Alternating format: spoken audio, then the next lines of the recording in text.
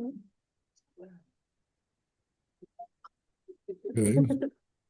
I will introduce the program. I'm just waiting for a few more gentlemen, and then we'll be ready.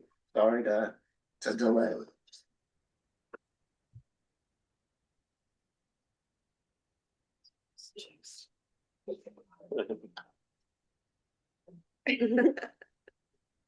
I'm happy to meet you.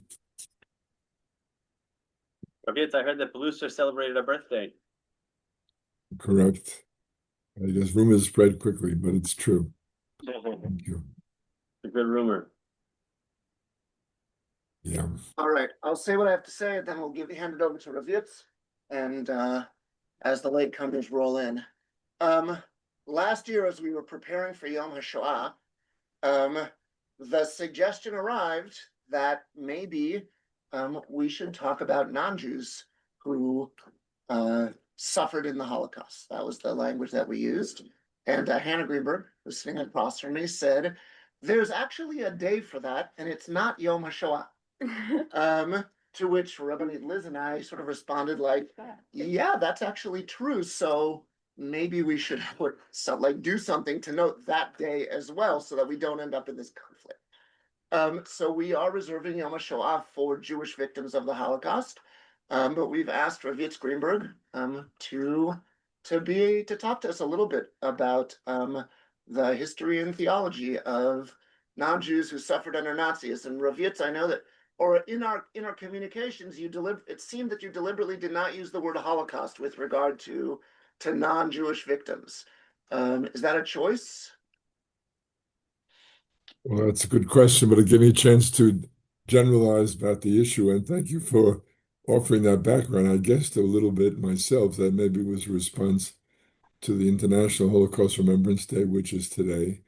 And maybe people thought we have Yom HaShoah, which the Jewish people, or Israel and the Jewish people, commemorate the Shoah and the Jewish victims. So maybe this day was set up to commemorate the non-Jewish victims. It's a little more complicated than that. And in fact, let me start again. I hope to leave enough time, significant time, for your responses and questions. But let me start with the obvious point.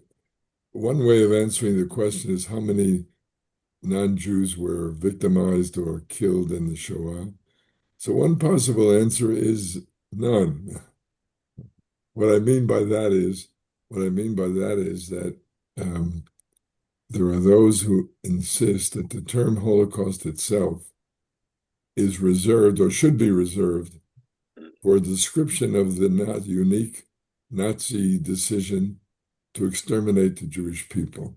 I asked to have printed and delivered to you some summary by artificial intelligence of the argument over the so-called uniqueness versus universality of the Shoah. But those who focus on the uniqueness of the Shoah argue there is simply no other example in history of the combination of the three, that on the one hand, a decision to eliminate the whole people, to wipe out everywhere, while the Nazis started with European Jews. As late as 1944, they had conferences planning what would they do if they captured South America or North America with Jews, how they would eliminate those Jews as well. So the uniqueness is a decision to wipe out every last person of that particular, the so-called final solution of the Jewish problem. The second element of uniqueness, of course, is that it was state-sponsored. It was not just a terrorist group or an armed group, but a national state as a matter of policy, decision, and execution, where a national state undertook this task of total murder. And thirdly, the so-called industrial scale. In order to carry out this genocide, that they actually developed industrial so-called death factories in which hundreds of thousands, in fact, millions, literally, of people were put to death systematically.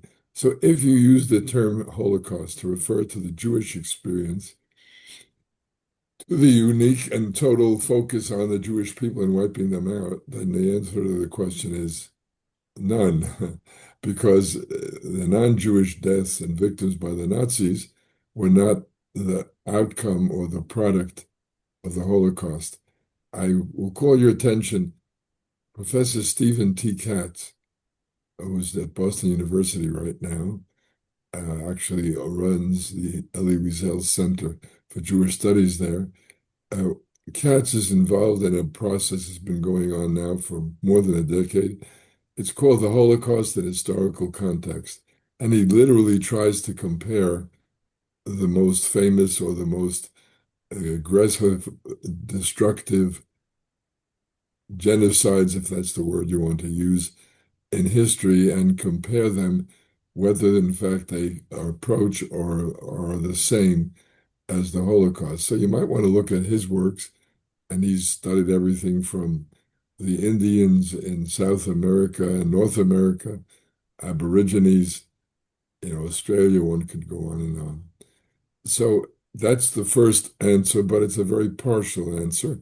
I'm going to reinterpret your question in a more narrow fashion so that I can give a more substantial answer.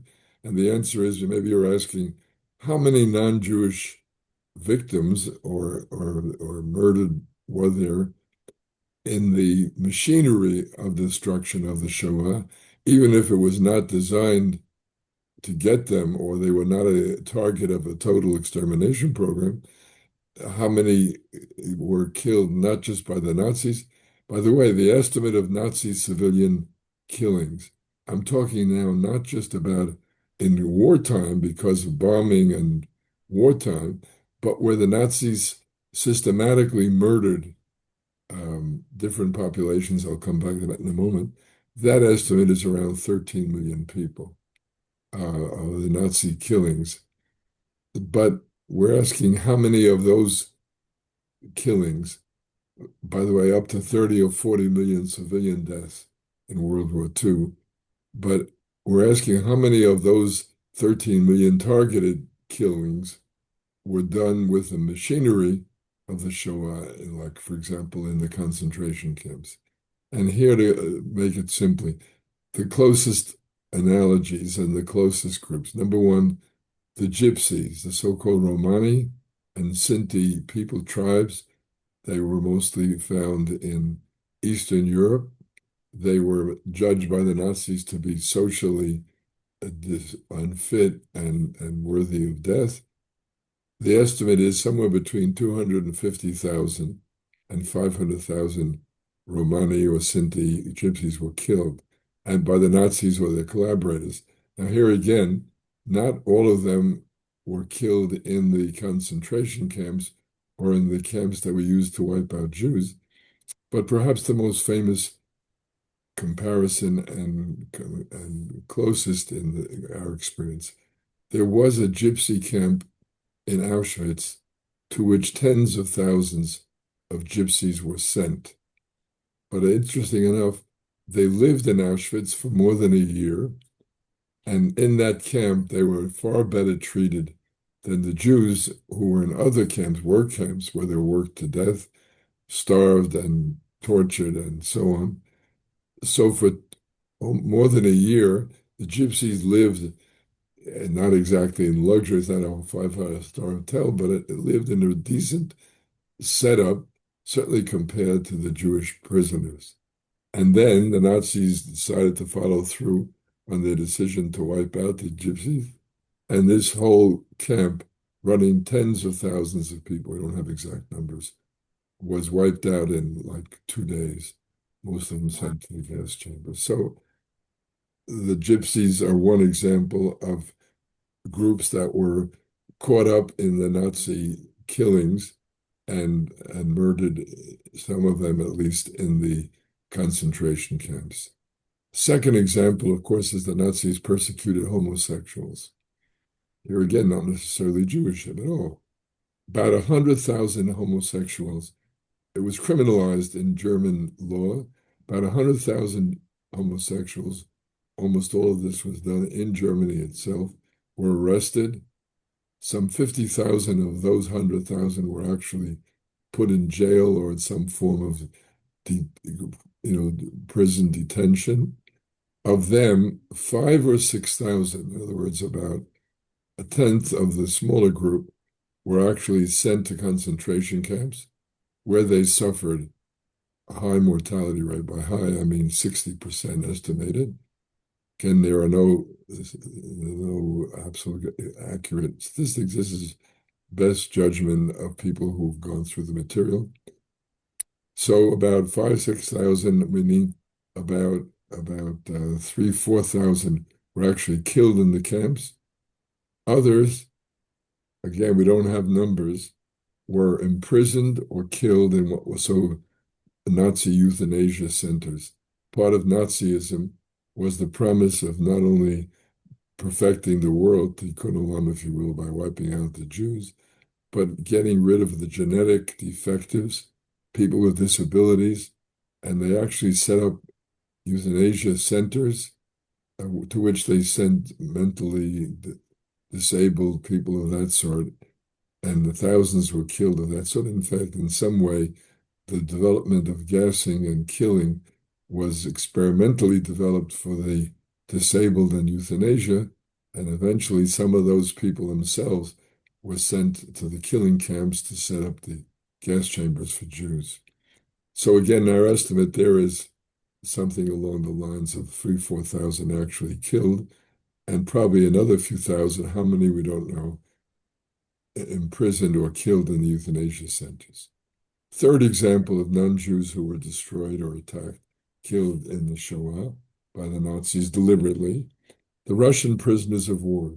The Nazis, of course, invaded Russia June 22, 1941, gobbled up a good chunk of European Russia, and the Russian army was poorly organized, poorly prepared, and the Germans took estimate about 4 to 5 million Russian prisoners of war.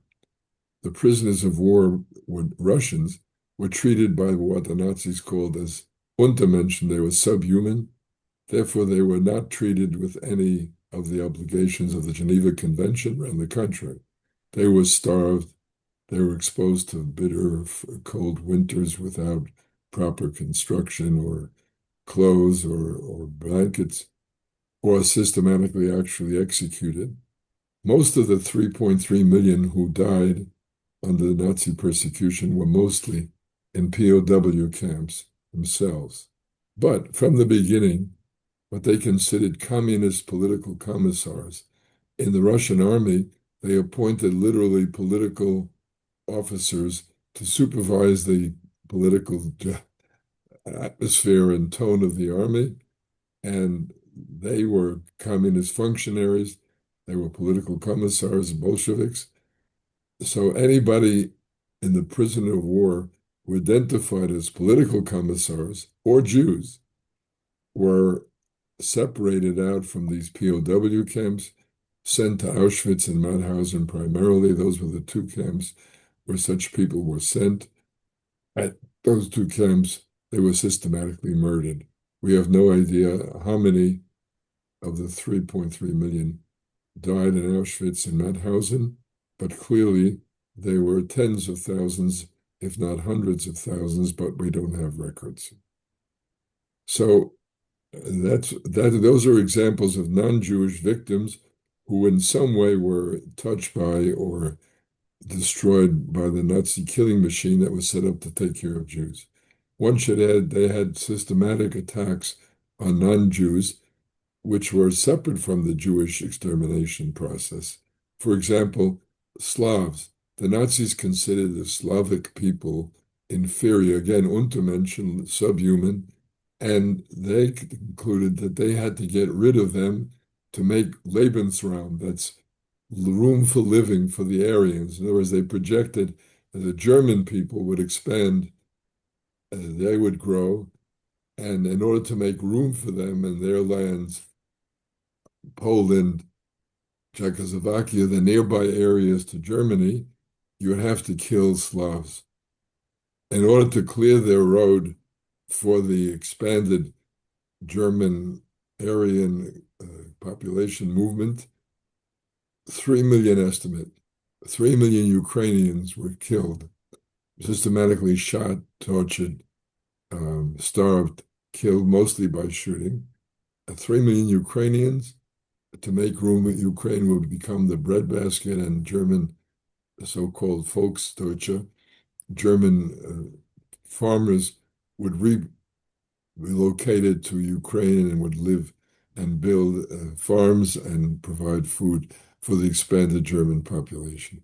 But an estimated 3 million Ukrainians, an estimated 1.5 million Belarusians, also in Russia, were systematically shot and killed in this way, again, to make room for the future expansion of the German Volksdeutsche. The third example is the Poles. Separating off the Jewish Poles, about 3 million Polish Jews were killed in the extermination process. 1.8 million, best estimates, of Poles were shot, killed, starved, again, put to death because, again, they were making room.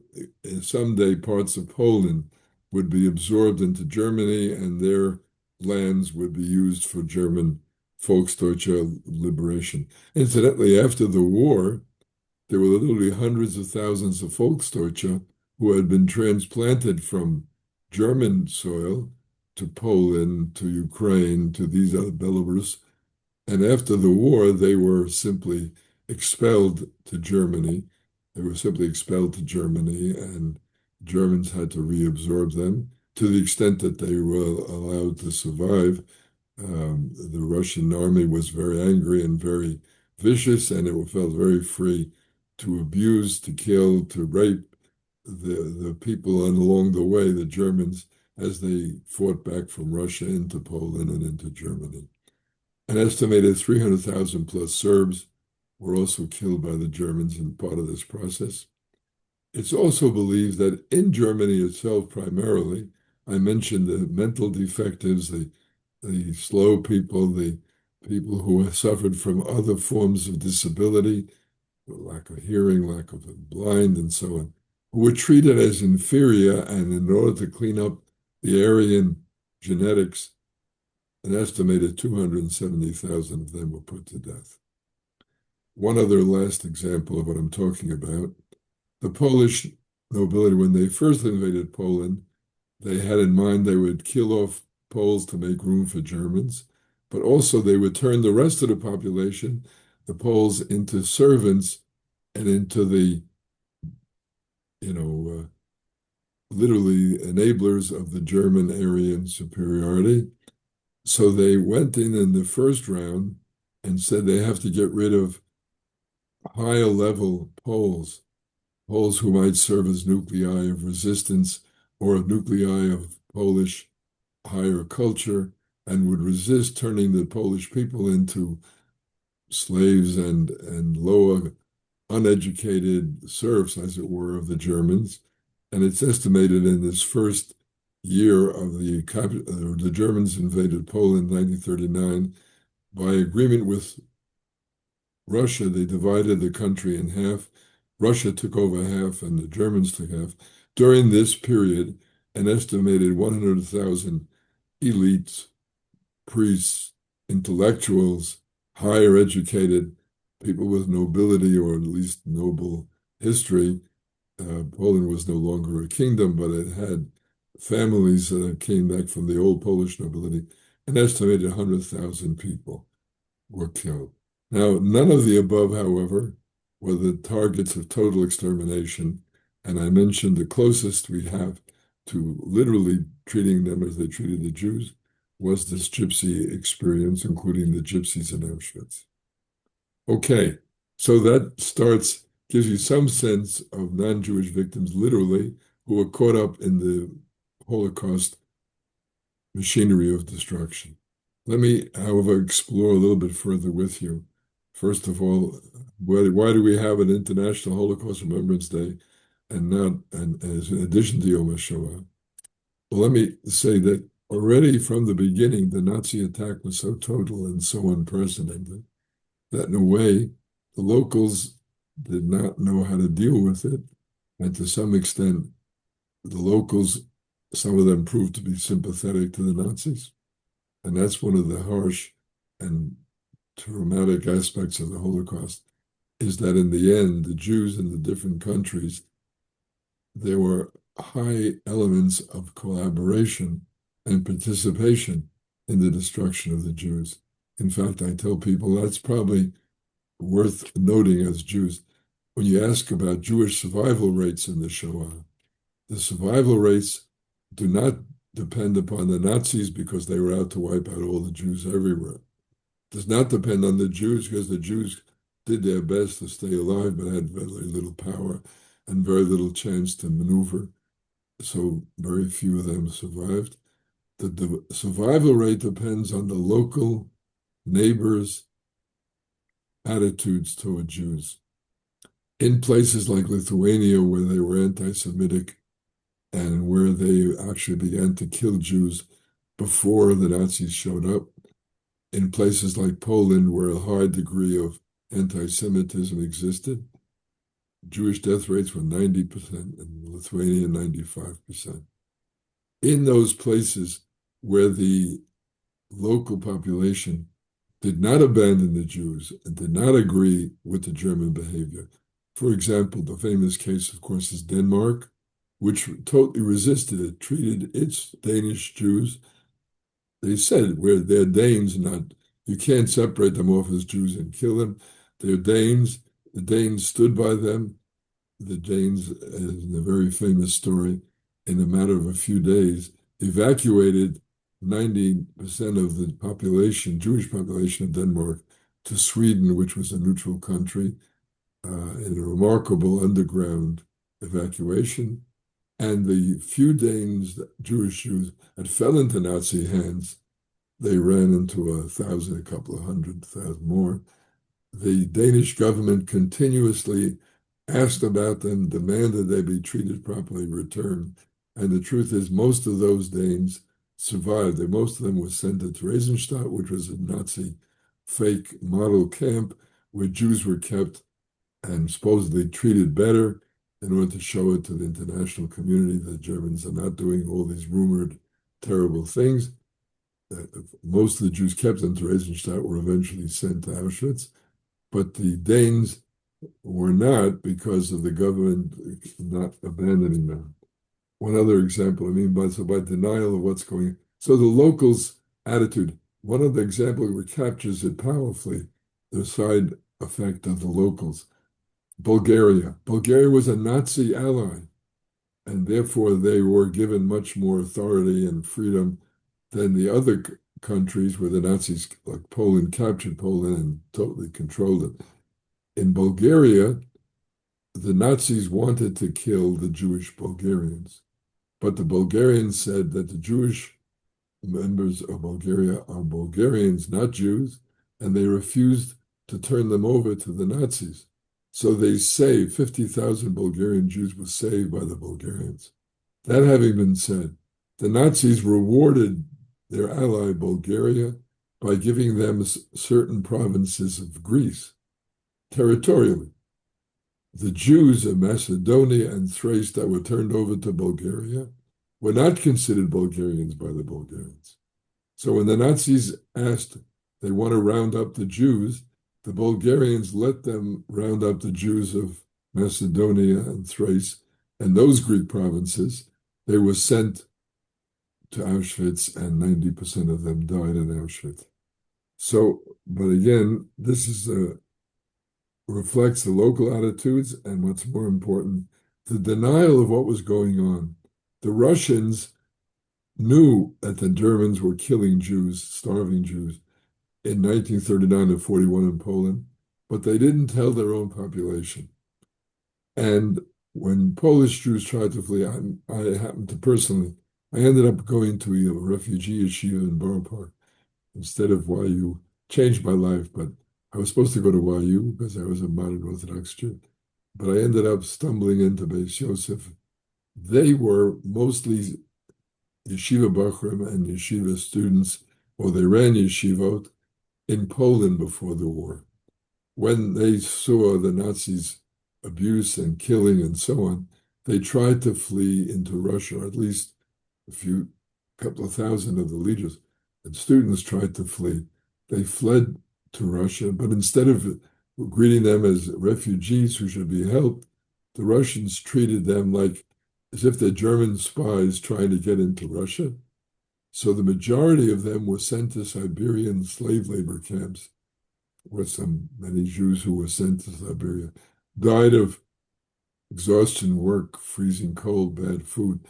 And my yeshiva group, most of them survived that kind of a camp experience. But what made it worse was that the Russians did not tell their own people what's going on. They simply treated these people as if they are Jews, as if they are German citizens trying to somehow get into Russia. Another example, Emil Fackenheim, one of the important, influential Jewish philosophers of my generation, and became a major figure in Holocaust education too. Fackenheim was in a group of German rabbinic students. They were reform, as it were, in Germany. They managed to get help to get out of Germany, and he was brought to Canada. Others were brought to America. In Canada, the Canadians, under the British control and influence, treated these people who were refugees and evacuated from Germany because of persecution, treated them again as German prisoners of war. They literally put them in prison of war camps, and he spent most of World War II, even though he was a Jewish refugee survivor, he was spent most of the war in a Canadian POW camp. So the failure to broadcast the ongoing final solution left many Jews more vulnerable and less aware of how much they must do desperately to get away from Germany. And when the Germans invaded Russia, because in many cases they came so fast the Jews couldn't escape. In other cases, they didn't try to escape, they didn't understand what was going to happen to them. Just as the denial of the Shoah while it was going on, or the abandonment of the Jews was going on, is afterward. For example, as the Russian army recaptured parts of Russia and drove into Poland and Germany, Ilya Ehrenberg, who was one of the most famous Russian journalists, Jewish by background, assimilated Jew, he and a group of colleagues collected Jewish accounts of the Shoah under the Nazis during this 2-year period from 41 till 43, late 43, early 44. It was eventually published under the title The Black Book of Soviet Jewry and included many personal accounts. But during the war, Stalin would not let them publish this stuff. It was too Jewish for him, or it was an admission that the Jews were special objects of persecution at a time when Stalin was denying the right of Jews to be ethnically different. So it was not published till after the war. In 1976, Blue and I went to Minsk. We went to visit the refuseniks in Russia. We ended up at one of the places in Minsk. There was no memorial for the Jews of Minsk who were taken, rounded up, mostly shot in one day by Einsatzgruppen. So the Jews by that time had become, after Stalin's death and after the Russian system weakened, they developed an annual memorial for the Jews of Minsk. But to do that, they never got legal permission. They went into the forest, and they had I might say the forest near Minsk, where they would have these memorial meetings every year, but they were illegal. But they defied the authorities and they held them. Similarly, if you visited Auschwitz during and after the war, there was a memorial at Auschwitz, but it was labeled statues, the victims of fascism. You wouldn't know that means Jews because it was part of the denial of Jewish distinctiveness and of experience. So who wanted to remember the Shoah? Of course, it started with the Jews, and in particular in Israel, and it started, interestingly enough, with the survivors who came from Poland, who themselves had been fighters. Most of them were left-wing, socialist, fighters in Warsaw, in the Warsaw Ghetto, and so who managed to survive. Most of them were killed, of course. They came to Israel. They pushed for some commemoration. It's hard to believe now, but at the time, right after the war, many people, including Jews, were embarrassed, shamed, blamed the victims. How come Abba Kovner, who was one of the great organizers of Jewish partisans in Vilna during the war, in order to get the local Jews not to go quietly when the Nazis rounded them up and shot them and killed them and so on, he put out a flyer that said, "Don't go as sheep to the slaughter." I remember a conversation once, he said to me he was heartbroken that this, out of context, this was meant to rally the Jews not to go quietly in Vilna, was then used in America and other places. The Jews victims, they went like sheep to the slaughter. They never stood up. They had no guts. They did not fight, and so on. But these survivors led the fight to remember, to put the Holocaust on the agenda of the Jewish people. In 1951, under their pressure, the Israeli Knesset passed a law establishing Yom HaShoah. Notice the title, Yom HaShoah v'Hagvura, the day of destruction, Shoah, the Holocaust, and Gvura, bravery. In other words, they really wanted to honor the fighters. They themselves were embarrassed, as it were, ashamed of, supposedly, of the Jews who went quietly. Years later, of course, people came to realize this was such a travesty, that it took such courage just to stay alive. It took such commitment, family, and love to stand by your parents, our parents to stand by their children when you had no food for anybody. And the parents, so it took tremendous faith, courage, in my judgment, the courage of living, the courage of affirming life in the face of a totally crushing, destructive atmosphere. But at that time, in 51, people didn't think that way. They were arguing, let's remember the Shoah, but in order to make it respectable, let's focus particularly on the fighters. In 1953, 2 years later, the Knesset passed a law that set up Yad Vashem as a permanent memorial to collect all the evidence and to show the world what happened. That's back in 50s. But again, it took a long time. Even in Israel, Ben-Gurion made a decision in the 50s that Israel must build a new government, a new country, a new society. And if they talk about the Shoah and they think about it, it will drag them down. They need to be brave and unafraid and ready to fight. And it's a change from being passive. And so he chose to discourage or not to talk about the Shoah. By 1960 or 61, he concluded enough is enough. The time had come now to come to grips with the Shoah, which is a big factor in setting up Israel in the first place. After the war, the survivors said they would go nowhere. Many, so it was 250,000, said they'll go nowhere but to Israel. We want to live in a Jewish state. We want to have a Jewish army. We want to be able to Jews protect themselves. Fundamental revolution. But Ben-Gurion came to that conclusion to face the Shoah in the 1960s.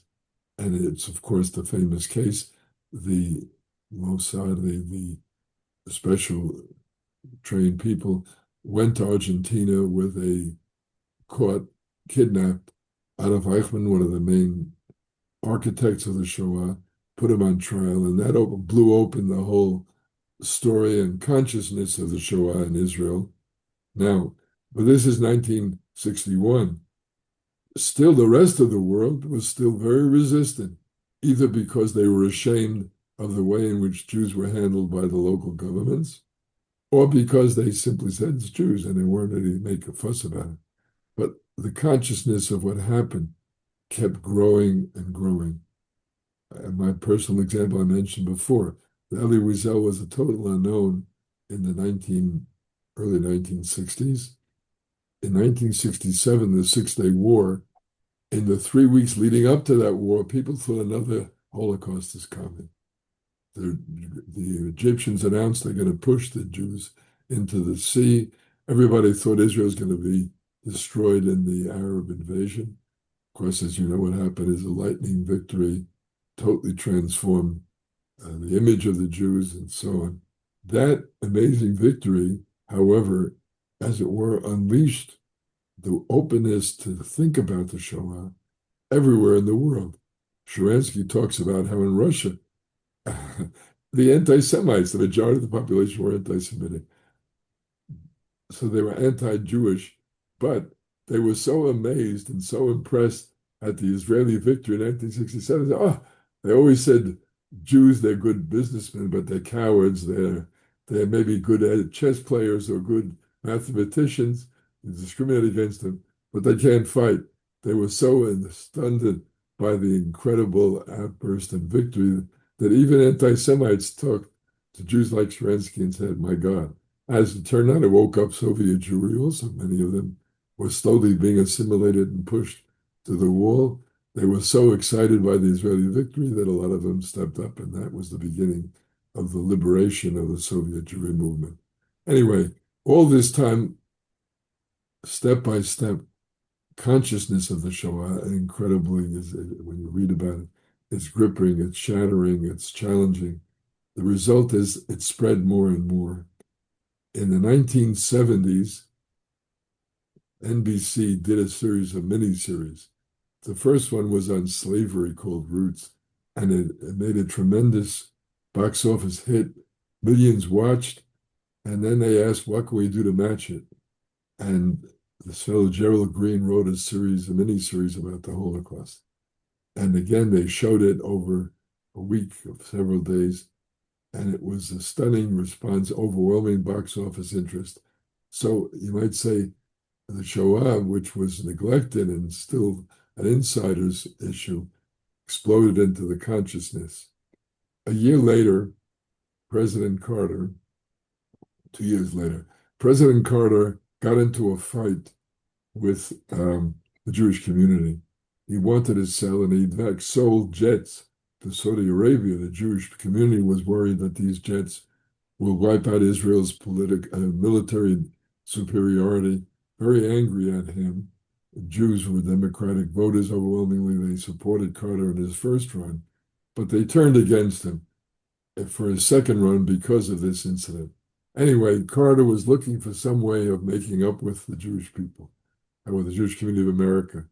His chief domestic affairs, not his chief of staff, but his chief advisor on America, domestic policy, internal events, was a fellow named Stuart Eisenstadt. Stuart Eisenstadt was, first of all, was a serious Jew, number one. Number two is he was a student of Klal, the organization, which I happened to run in the 70s. And as a student of Klal, learned, he and his wife, that Shoah is such an incredibly important event. It's a transforming point in Jewish history. It has to be brought into our culture, it has to be brought into our ethics, it has to be brought into our calendar. Anyway, so Carter spoke to him and said, what can I do to satisfy or to make some peace with the Jewish community? Eisenstadt said to him, a Holocaust memorial. A Holocaust memorial. Carter said, what's a Holocaust? Didn't know anything about it. Well, so Eisenstadt told him, well, yeah, but remember that mini-series everybody was watching? Holocaust, it was a terrible thing, but the American people really understood this is an important historical event and it should be remembered and it should be noticed. Carter said, I like the idea. He ended up appointing a President's Commission on the Holocaust. The ultimate irony of that story, and that's why I'm telling it, is that he would have been perfectly satisfied to set up a statue somewhere or a plaque somewhere saying in Washington, saying, in memory of the Jews of the Holocaust. But Eisenstadt was a deeply engaged Jew, and he approached Klal and said, here's a chance to create something, a President's Commission. What should America as a people do to commemorate the Shoah? And we said to him, number one is, don't be satisfied with a plaque, with a statue. Klal had a whole program called Zachor to help communities set up Holocaust memorial centers. where the information, where there be educational programs, where there would be exhibition of what actually happened, and where it'd be something that would not just simply be a kind of a static, but a serious way of remembering and encountering the Shoah. And we told him the person he's got to appoint as chairman is Elie Wiesel, who is not yet famous, although he was moving into greater recognition. And so Carter agreed. And that commission did a study and came back with a recommendation, which you all now recognize as the United States Holocaust Memorial Museum in Washington. The astonishing and the tension, I'm telling you the stories for an obvious reason, because the tension was we recognized that the American government had sponsored a museum on the Shoah would open up incredible exposure to the whole American people, not just to the Jewish people. So it was a tremendous opportunity. As against what? As against, the question was, could you set up such a museum without betraying the Jewish component? And to make it American acceptable, would you have to play down the Jewish angle, as so many others were trying to do? And Wiesel, and we are also involved in that program, said, no, we can do both. We can recognize the distinctive Jewish value, the distinctive Jewish, unfortunately, focus of this destruction, but at the same time draw its lessons and apply them to the whole world. Yeah, how does a democracy, Germany was a democracy in the 20s, get turned into dictatorship? How does anti-Semitism serve as a wedge to separate out the Jews and to let loose the most negative, hostile, destructive forces inside a society, and so on and so forth? Now, essentially, this is already in 7980, and the legislation was passed by Congress to create a museum in Washington. It was called the U.S. Holocaust Museum, and that would have the Jewish experience in the Shoah, but presented in a way that the whole American people can understand it. I give one other sub-story here, and that was at 20, when we were working on this, Simon Wiesenthal, you may have heard the name, the Wiesenthal Center. Simon Wiesenthal was an Austrian Jew who, after the war, became a Nazi hunter, became world famous because instead, many Nazis, war criminals, killed Jews, escaped justice, escaped. He went after them and he reported them or had them arrested. So he became a kind of a world figure. Wiesenthal was convinced that the Shoah will not be remembered by Gentiles unless we have Gentiles in the Shoah. The fact that it was all Jewish, the Goyim, as he put it, would never remember the Holocaust and take it seriously because they're no Jews. So he came up with this idea that in the Holocaust, 6 million Jews died and 5 million non-Jews. Where do you get 5 million? As I said, if you looked at the Nazi killings, you're talking 13 million. Where do you get the 5 million from? Well, the answer is that Wiesenthal bluntly made it up in order to make the non-Jews take the Holocaust seriously. We didn't want to have, he wanted to have less non-Jews died than 6 million Jews, so the Jews should not be pushed aside as secondary. On the other hand, he wanted Gentiles to feel that they were killed in the Shoah, so it's remembering them too. So he came up with the idea. In fact, he contacted the White House when he saw there's a president's commission and proposed this. Carter, again, did not know much what's going on. He liked the idea also. That was Wiesenthal's understanding that Gentiles who were not particularly interested or deeply interested would be excited at the thought that non-Jews are being remembered. So Carter put the heavy pressure on the commission. Wiesel, myself, I was the executive director of the commission, to somehow make this museum 6 million Jews and 5 million non-Jews. But Wiesel was very strong, and the whole group was very strong. We said, look, that's not what happened, and it's not going to be in there. What we did say, and it was a concession, I will concede it, is that we will include in the museum record of victims of the Nazis who were caught up in the Shoah. And in the report, which I asked to have distributed to you, Wiesel's opening in the report says that this is focused on the Jewish experience and tells about why it's important to do that morally, ethically, but then says all Jews were victims, but not all the victims were Jews. So there's a kind of an acknowledgement there, and we in fact included in the exhibition what was done to homosexuals, what was done to non-Jews or Poles and Russians in the camps themselves. So it was a kind of a compromise on the one hand, and on the other hand, it opened the door to American national commemoration in a major sort of way. One last comment about that. Just before the commission reported, Henry Kissinger, who was, of course, the most famous Jew in public life, he had been the Secretary of State, National Security Advisor under Nixon, asked for a private meeting, came to us, he said, I heard this rumor that you're going to recommend a memorial museum on the Washington Mall. This is America's national sacred ground. How dare you put up a museum about the Holocaust? It didn't happen in America. It happened 7,000 miles from here. And it involved Jews being killed by Nazis, mainly, not by Americans. How can you do this? You know what? You're going to open a museum in Washington. No one's going to come. No one's going to come.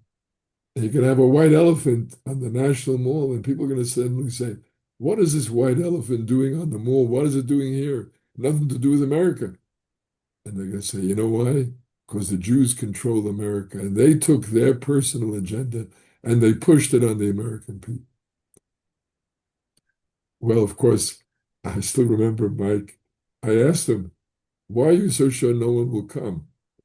And of course, he said, well, because Americans like happy endings, and the Shoah has no happy ending. That is true, but he was totally wrong. To this day, the Holocaust Museum is the third most visited museum in Washington.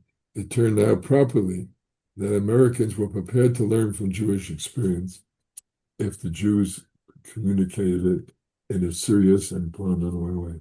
Not until 2005 did the consciousness of the Shoah spread to the point where the UN took note.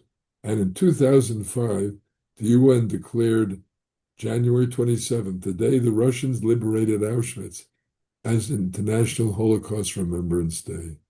And of course, after that, it became a permanent, ongoing reminder. But again, you'll notice it had, because the day the Russians liberated Auschwitz, the truth is, the Russians too had not done much with the Shoah and suppressed its memory. I told you many of their markers were victims of fascism, not even Jewish. But by 2005, it had so spread that the UN recognized it officially and created this day we spoke about.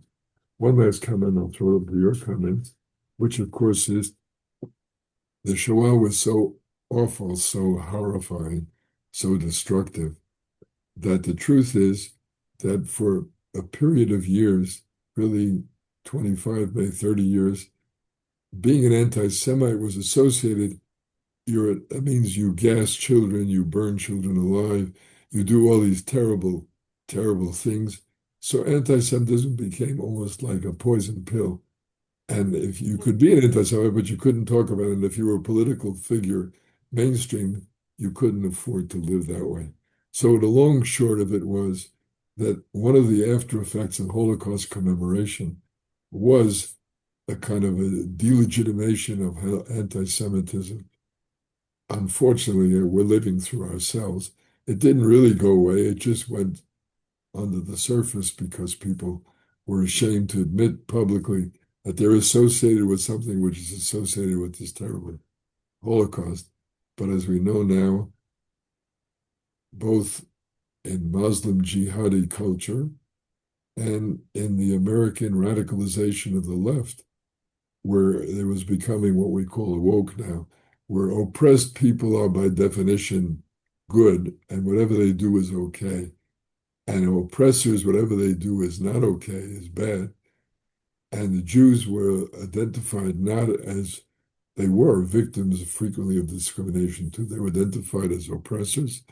And so you had both on the left and in the Muslim growing minorities around the world, a kind of a justification of Hamas.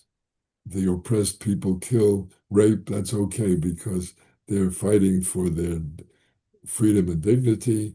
The white, in this case Jews, who try to suppress them are wrong.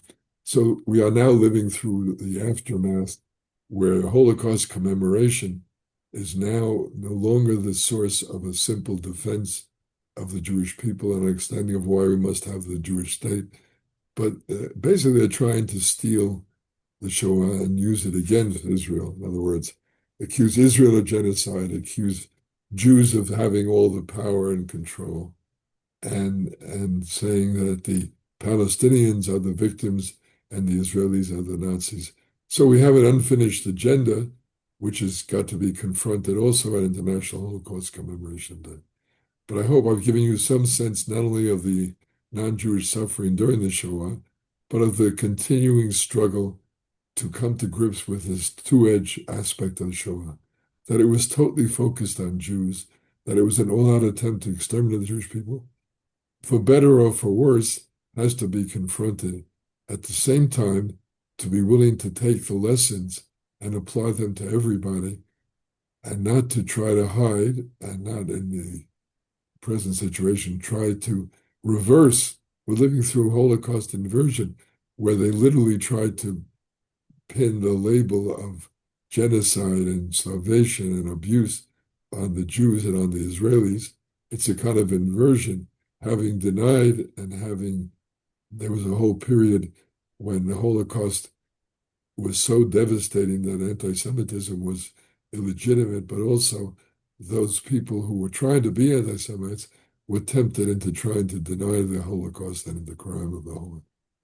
So, but that process, denial was weakened, but in its place has now come a kind of a new attempt, not a denial, but an inversion, to take the Holocaust and to apply its ethics against the Jews and against Israel.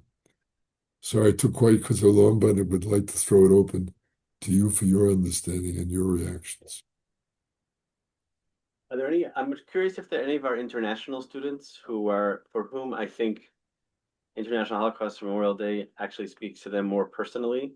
I want to give you guys a chance if you have any thoughts. Or I thought I saw Sophie had a hand before, a digital hand before, or Shoshana, anybody who's.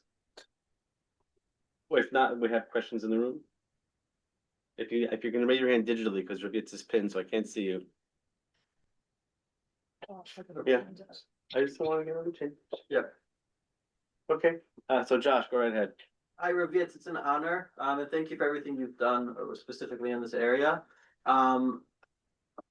Understanding like Holocaust memory, it's impossible to really fully understand the scope of the Holocaust, especially when people that are not survivors. Just the amount of data, the amount of history is really just massive, and it feels sometimes that with this such large topic, people are able to kind of skew the Holocaust in whatever direction they would like to in order to make their political point. So now that we're moving into this era, where many of the survivors are no longer with us, and really we're kind of the next generation, that bridge generation. How can we keep the Holocaust sacred as it is? The memory of the Holocaust, as it truly is, and not just another political tool for people to, push their agenda. It's an important question. And if I can draw an analogy, the Exodus, Yetziat Mitzrayim, happened 2,500 years ago, depending on how you date it. That was the challenge too. Once that generation died, how do you keep the memory alive? And the answer the Jewish religion gave was that this event itself is the substance of Jewish religion and history. Yetziat Mitzrayim is the signal and the symbol that God loves humanity, loves the Jewish people, having led the Jews from slavery to freedom. Someday the whole world will be led from slavery to freedom. And we turn the Yetziat Mitzrayim into a chag, into a seder that tells the story, into rituals, matzah, maror, Korban Pesach for a while, and so on. I think literally the same model should be applied to the Shoah. In other words, because yes, we're probably a decade or less away from no more survivors in our midst. But the answer is we have to do the same thing in my judgment. It starts with Yom HaShoah in my judgment, Yom HaTzmaut and Yom HaShoah in my judgment are just as sacred and just as central as rabbis. You have to teach that and practice that by programs in your community. Yom HaShoah, in my judgment, should be a central event of the synagogue calendar there, and Yom HaTzmaut and so it starts with turning it into ritual. First calendar, then one of the rituals of Yom HaShoah or Yom HaTzmaut. Again, Yom HaTzmaut in Israel, it's a grilling day. They have they grill, they have food outside and so on. Well, I think that it has to turn Yom HaTzmaut into that kind of a celebration in America. Yom HaShoah, what are some of the rituals that are already developed? One is remembering by reciting names. Some people literally spend 24 hours, some synagogues, reading names of those who perished. So one is, secondly, is as long as they're alive, interviewing survivors, speaking of their experience, and those who are no longer alive, there's now literally hundreds of thousands of interviews, videos, recreations of what happened, playing, listening to those. Second example. Third example is lighting candles, 6 memorial candles. I think Yad Vashem correctly tried to create a menorah. It hasn't spread. I think it's still not too late to do that. In other words, the most important way of assuring the continuing memory is by ritualization and making it a central part of our religious heritage and practice and a way of living. And in my judgment, as rabbis, that is something that you can make a major personal contribution. The only other thing I'd add to that is that to me, this is an example of Judaism as it is meant to be practiced, not a sectarian group for a handful of tribal Jews. The Torah starts with creation because it's a book for all of humanity and for the fate of human beings. So when Jews have the courage to take their most particular, in this case, particularist, distinctive experience that no one else maybe experienced, but they share it with the world, uncompromisingly giving all the details of the distinctively Jewish, but at the same time not afraid to draw ethical conclusions. For example, again, after the Shoah, that potential victims need to get power to protect themselves. That is the lesson the Jewish people learned. We shifted after the war. Most of the Jews were not Zionist. The Orthodox majority was not Zionist before the war. After the war, everybody realized Jewish people had a place to go, had an army to fight for it, could have saved so many Jews. So the taking power, and that's not a lesson that Jews learned alone. It's an ethical lesson that after the war, after the Shoah, gay liberation, women's liberation, one can go on, local indigenous peoples' liberation, anti-imperialist colonial revolution. These were all the world learning the lessons. So again, that's my second point about the Shoah. We should not be afraid to, in all our Jewish distinctiveness, share our experience with non-Jews, because the ethical or the political or military conclusions, they need to learn just as much as us. Carolyn? Hi, thank you so much for coming and speaking with us. My question is, you had mentioned about the ideas of genocide and the Holocaust being co-opted, and I'm curious to know if you have any ideas about why they have been co-opted so easily, and why it seems that people seem to be falling for that narrative. I don't have an answer, except I think it reflects serious cultural distortions and evils, meaning Muslim, start with the Muslim side, jihadi Islam, the aggressive form that wants to wipe out the Jewish people. wants to wipe out Israel because is Dar al-Islam. Israel is located in the area once owned and controlled by Islam, in which no non-Islamic people have a right to exist. Now, so by now, this has been secularized and turned into politics in one way, and also by the human rights, I'm sorry to say, the so-called human rights institutions. That brings me to the other distortion and corruption, the radicalization of the left. The only example I can give comparatively is after World War One, there was this pacifist reaction. People were disillusioned. So many people died in the World War One. So there was a period when the universities, the youth, and so on were all anti-militarist, and therefore said that World War One was a joke or was a failure. And Winston Churchill spoke before the Oxford Union and was booed and treated like a warmonger because he said we have to resist Hitler. So that pacifism, that distortion of the left in World War One, post-World War One, is now comparably going on here too. I mentioned woke, where suddenly you divide the world into oppressors and oppressed, and in this radical way, anything the oppressed do is legitimate. And you are allowed not just affirmative action to help blacks, you're allowed discrimination against whites. You have anti-racism, racism. Such ideas justify this twisting or distortion in which the next step is you then claim that the Jews are white and all whites are guilty and all whites are evil.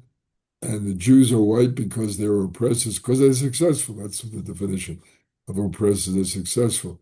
So I think that spread of this distortion on the left, as well as the spread of unreconciled or unreformed Islamic extremism together, have come together. And it's strange because one is a kind of like Hamas. I mean, they're anti-gay, they're anti-women, and yet people overlook that. They're the Palestinians, they're the oppressed, and they can do anything they want. So my answer is I think it's a cultural problem which has to be met head on. And I must say, again, I think it has been a weakness that liberalism, West in general, and lost its own self-confidence. And instead of challenging these distortions, it has sort of kind of tried to satisfy or please them, and as a result has not resisted anti-Semitism when it takes the form of the claim that you're defending Palestinians.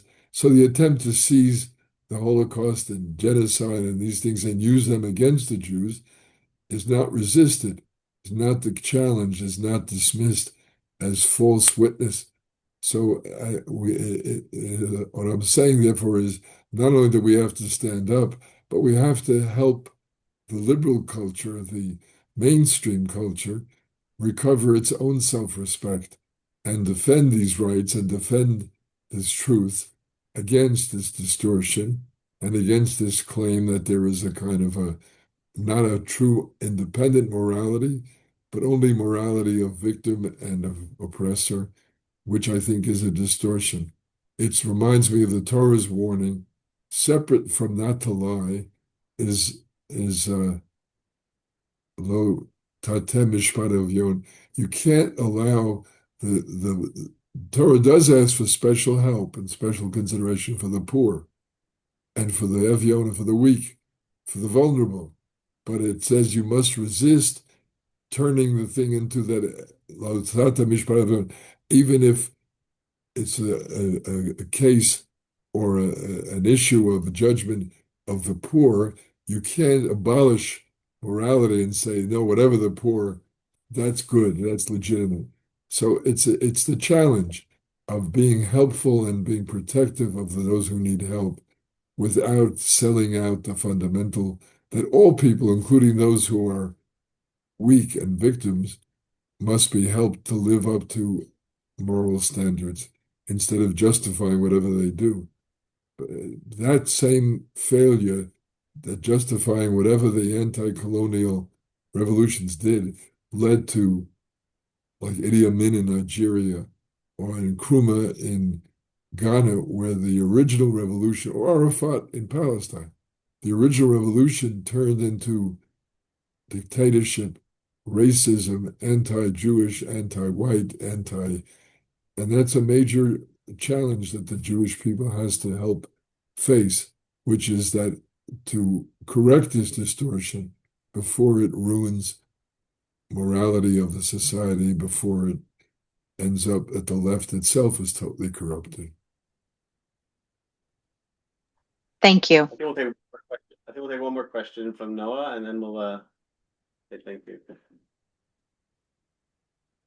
Thank you, Rabbi Greenberg. I really appreciate your thoughtful comments and wisdom. I'm curious, it's hard for me not to think about what's happening right now in the United States as far as immigrants and people who are protesting the safety of their neighbors. And I guess I'm wondering, like, as we continue to see the oppression of different types of people in a nuanced way, how Jews are responsible to support our neighbors. I think particularly about like how righteous Gentiles stood up for Jews. And as you mentioned, like so many people were saved because of the actions of righteous Gentiles. So how do we as Jews like locate our experience as an oppressed people and extend that outwards to other people? I'm glad you asked that question again. We have, as Jews, a special responsibility to look out for those who are needy. First of all, start with tzedakah. Tzedakah means that the poor and the hungry are to be fed. It's not a favor, it's not charity, it's a law, it's tzedakah, it's justice. So we have a tradition. Or again, famous words of Yeshayahu, a God who is Marom v'kadosh, elevated and above all, and sacred above all. Nevertheless, Vesdarka Shval Ruach, I dwell. Hashem is particularly close to and dwells amidst Daka, those who are oppressed, Shval Ruach, those who are humbled and humiliated.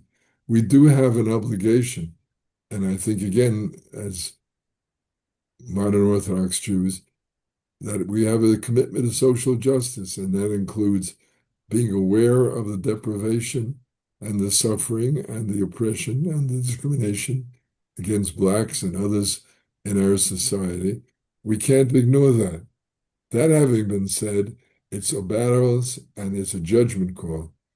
But I think it becomes that what's gone wrong in America, and by the way, in my judgment, that's the real secret of Trump's success politically, is that the critique of the oppressor took the form not just as affirmative action, but a kind of all whites are guilty. So the Jews are always more vulnerable, so they are the head of the list. But the bottom line is that they communicated that being white is a state of guilt. And people didn't want to tolerate that. And they claimed that America's a failure. I mean, the New York Times underwrote this thing called 1619. The history of America starts where?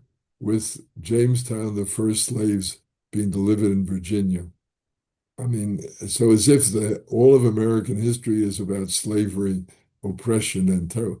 Now, that's a denial of the experience of Jews who came with discrimination but moved up to social acceptance and incredible achievement, of the Italians, of the Irish. Many of them suffered discrimination, but they did move up and they did have the experience, Asians, of experiencing the best parts of the American story. So I think it's a challenge to us to show a model to the world that you can have special concern and love and obligation to those who are suffering and vulnerable without losing your judgment, without paralyzing your ability to say there is a morality that's binding on all of us. And just because you're oppressed doesn't mean you have a right to abuse or to kill or to rape and so on. So I think it's an opportunity for American Jews. I say it's an opportunity. In the meantime, we have been shocked and upset, and correctly so, the outburst of anti-Semitism and disappointment that other liberal groups, including oppressed groups like the blacks, have not come through for us as we have tried to come through for them. So I don't have an easy answer to your question, but I think you have given us a good signal, which is we as modern Orthodox Jews, progressive Orthodox Jews, have to wrestle with the tradition, with the sense that this really is a moral code and a moral obligation, mixed with or dialectically in relationship to a special obligation, social justice, helping the weak, helping the vulnerable. And we wrestle with that, including telling people, in the name of the vulnerable, you're not allowed to develop either anti-Semitism or other forms of unfair discrimination. And because the mainstream parties did not make this clear, I think Trump has been able to capitalize on that sense by demonizing immigrants, by saying, in effect, DEI or inclusion or affirmative action is a form of racism instead of an attempt at corrective mechanism. So I think the answer is we have to look around us, look for allies again, but uphold our position, not to be afraid, not to be afraid of identifying ourselves, and saying honestly, yes, we have succeeded. Success is not a measure of being an oppressor. And nor have we succeeded because we were oppressed. And contrary to the false report, Jews were not important in the slave trade, or Jews were not made rich by slavery or by other forms of discrimination. Now, having said that, I'll make one final comment too about the Palestinians also. I don't say everything Israel does or everything that we do as Jews is perfectly balanced. And one could argue that there is, in the present government, the Ben Gvir types who justify abuse of Palestinians or who would desire to suppress a potential Palestinian state are prepared to allow wild, violent settlers to attack and drive Palestinians out of their land. I think we have to have, as Jews who are committed to morality, we have to have the courage to also say where Israel can make mistakes in criticism. It's a very thin line because people use these Israeli misbehaviors and use them to justify dishonest, sweeping, vicious libels, genocide, starvation, and so on. So it's a tricky business, but I'm saying part of being a rabbi and part of being a religious, spiritual, ethical leader is to try to show our people how you can juggle demanding different commanding claims, and that we have to be, as best we can, faithful to conscience and not simply say it's Jewish, I'm automatically for it, or Israel's automatically right. And on the other hand, be very much aware that other people are waiting to take and twist, and we do speak up, and if we do criticize, we have to say it in a way that it cannot be, do our best to not let it be taken over and used in these vicious and unjustified ways against Israel. So I'm offering you, that's one of the challenges of being a rabbi, to live torn between competing values, torn between the desire, which we should be committed to, uphold justice and reconcile that with social justice and equity. So I don't have a quick answer other than it's a constant full-time job. But again, you draw upon our own tradition, draw upon our tradition of God is with us, and once we try to live up to our best judgments and instincts, that Hashem is with us, and it's worth confronting and challenging rather than giving in and being silenced, or rather than going along with, the unfair and cruel and one-sided portrait of Israel as apartheid or as occupation. So I don't have an answer other than it's a full-time job and it's a constant struggle, but it's a noble calling. And I think the rabbi can be a model of how you live with affirmation and love and embrace of the whole Jewish people and of the state of Israel, without denying or suppressing where there's room for criticism or room for improvement in our performance. Thank you. Rabbi Yitz, thank you so much for your nuance and wisdom. It is always a privilege to hear from you. You and I are already in conversation about trying to find time to have a series of shiurim about your essential theology and teaching. So we hope to see you again soon for Shtei Yeshivot. Thank you. Thank you very much. It's a privilege to meet with the students, both of Maharat and YCT. I hope I'll have further chances. Thank you.